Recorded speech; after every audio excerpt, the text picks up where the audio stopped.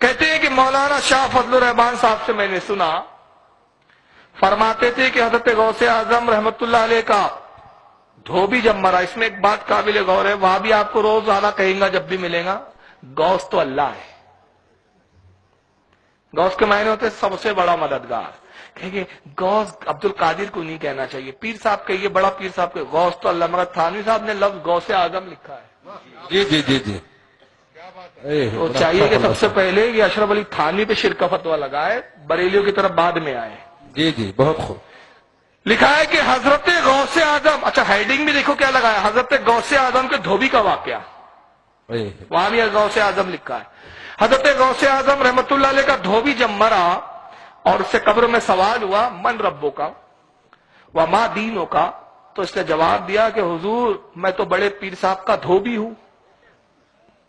مطلب یہ تھا کہ جو مذہب ان کا ہے وہی میرا ہے۔ اس پر فرشتے نے اسے ہنس کر چھوڑ دیا۔ بڑی کنجوسی سے لکھا ہے لیکن چلو لکھ تو دیا، لکھا بڑی کنجوسی سے ہے، لگتا ہے لکھتے لکھتے ہاتھ لرز رہا تھا، ڈر رہے تھے کہ پتہ نہیں فتویٰ نہ لگ جائے، فتویٰ نہ لگ جائے، کیونکہ 50 کتابوں میں تو یہی لکھتے آیا ہوں کہ کوئی کسی کا مددگار نہیں، اللہ صاحب سے مانگو، اللہ صاحب سے مانگو، کوئی کسی کو نہیں بخشوا سکتا۔ اب یہاں تو دھوبی کی بات آ گئی، تو لکھا بخیلی سے، لیکن وہ تفصیلی واقعہ کیا ہے جو تھانوی صاحب نے تو لکھ دیا ہے، مختصر ہی صحیح، مگر تفصیلی ہے کہ غوث پاک کا دھوبی ہے، مرید نہیں ہے غوث پاک کا، مرید نہیں ہے، شاگرد نہیں ہے، پڑھتا نہیں ہے حضرت سے، انگوٹھا لگانے والا آدمی، بدو آدمی، کام صرف ایک ہے، کام کیا ہے، روزانہ آتا ہے، آواز لگاتا ہے گھر کے باہر سے، سرکار کے کوئی کپڑے میلے ہو،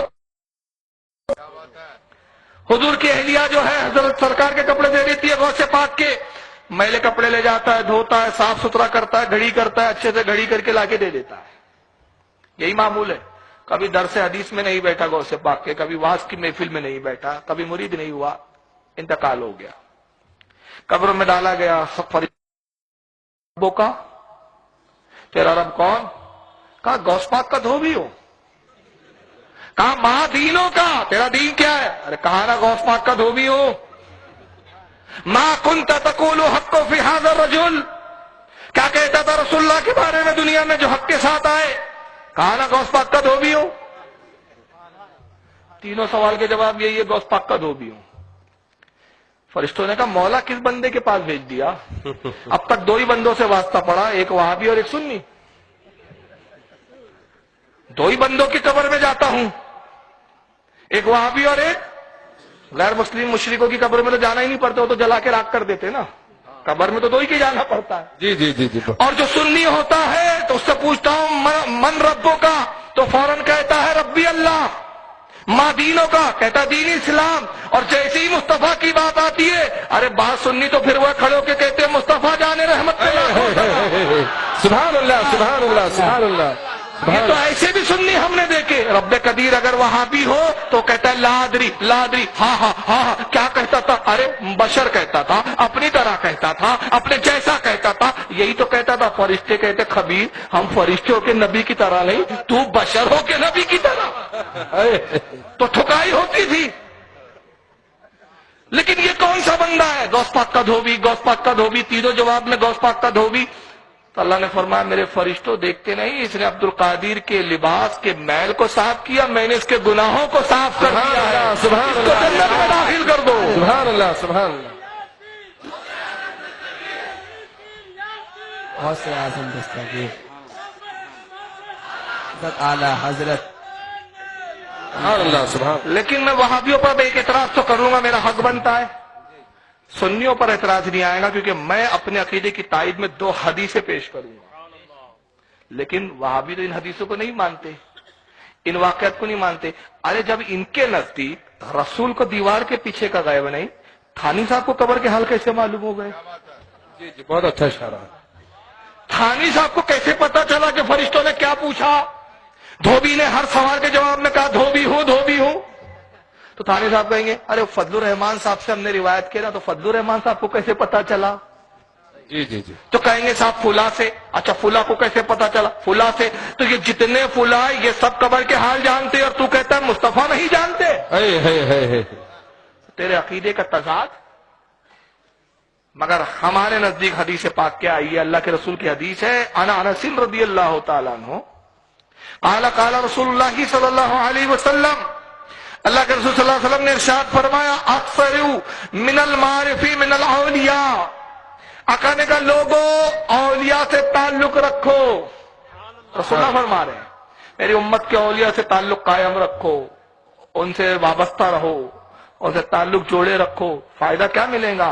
فَإِنَّ لِكُلِّ وَلِيٍّ شفاعتی عند اللہ یوم القیامہ، تم جس ولی سے قریب رہو گے قیامت کے دن وہی ولی اللہ کی بارگاہ میں تمہاری شفاعت کر دے گا. سبحان اللہ سبحان اللہ سبحان اللہ وہی ولی بخشوا دے گا جس ولی سے تمہیں قربت ہوں گی. سبحان اللہ سبحان یہ اللہ. حدیث پاک ہے، یہ قصے کی کہانی نہیں ہے صاحب. اس کو امام دہلوی نے مسند الفردوس میں لایا اس حدیث کو، اور اس کی جلد نمبر 1 ہے، صفحہ 81 ہے. جلد یعنی والوم کو بولتے ہیں، انگلش میں جو سمجھتے ہیں وہ سمجھ لے. والوم الگ الگ والوم میں ہوتی ہے.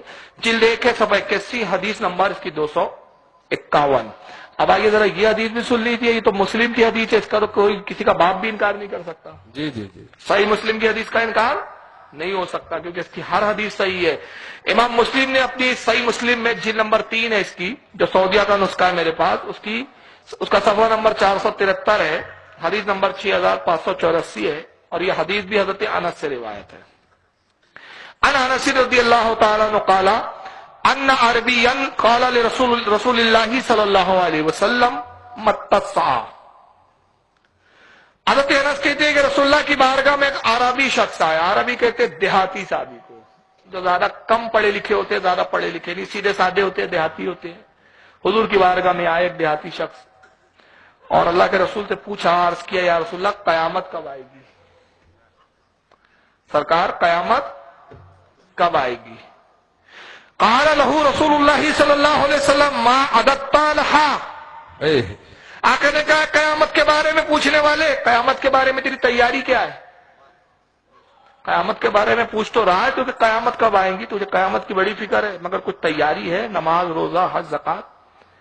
تو اس شخص نے کہا یا رسول اللہ نمازوں میں کوتاہیاں ہیں، عمل ٹھیک نہیں ہے، کوتاہیاں ہیں، کمزوریاں ہیں، عمل میرے اچھے نہیں.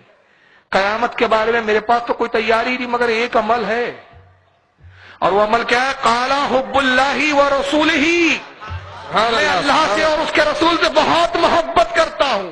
عمل تو بہت کم ہے لیکن اللہ کے رسول میں آپ سے بڑی محبت کرتا ہوں اور اللہ سے محبت کرتا ہوں. قال انت مع من احبت، فرمایا سن جو جس سے محبت کرتا ہے قیامت کے دن اسی کے ساتھ حشر کیا جائے. سبحان اللہ سبحان اللہ. تو الحمدللہ اہل سنت کو گھٹی میں یہی تو پلایا جاتا ہے، اور رسول سے محبت کرو، ابو بکر صدیق سے محبت کرو، عمر فاروق سے محبت کرو، عثمان غنی سے کرو، مولا کائنات سے کرو، اہل بیت سے کرو، صحابہ سے کرو، اولیاء سے کرو، غوث پاک، غریب نواز، اعلیٰ حضرت، سب سے محبت کرو. کسی کی بھی محبت رنگ لے آئے گی، بخشش کے لیے کافی ہو جائے گا. سبحان اللہ سبحان اللہ. تو یہ محبت تو اصل ہے. اس کو امام بخاری نے بھی لکھا ہے، ابو داؤد نے بھی لکھا ہے. چلیے حوالے میں بھی نہیں دے رہا ہوں، مسلم ہی ایک حوالہ کافی ہے. تو وہ غوث اعظم کا دھوبی کس سے محبت کرتا تھا؟ غوث پاک سے نا، بڑی محبت سے کپڑے دھوتا تھا. تو اس لیے تو اللہ نے کہا اس نے محبت سے میرے عبد القادر کے کپڑے کیا دھوئے، اس نے محل صاف کیا، میں نے گناہ صاف کیا.